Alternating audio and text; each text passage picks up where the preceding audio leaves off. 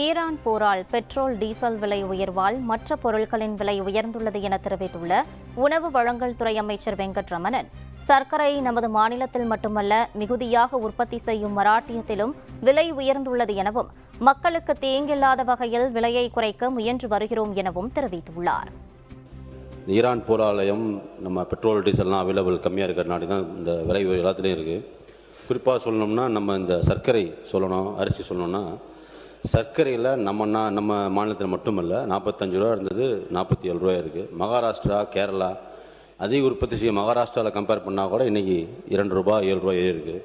எல்லாத்தையும் அப்சர்வ் பண்ணிவிட்டு எந்தெந்த இடங்களில் இப்போ வெங்காயம் விலை அதிகமாக இருக்குங்கிறது 35 ரூபா 50 ரூபா வந்துருக்குன்னா வெங்காய விலையை தட்டுப்பாடெல்லாம் கொடுக்கறதுக்காக உடனடியாக முதலமைச்சர் தலைமை கமிட்டியில் மீட்டிங் போட்டிருக்கோம். வருங்காலங்களில் இன்னும் 2-3 நாட்களில் அது ஒரு நடவடிக்கை கண்டிப்பாக மேற்கொள்ளப்படும்.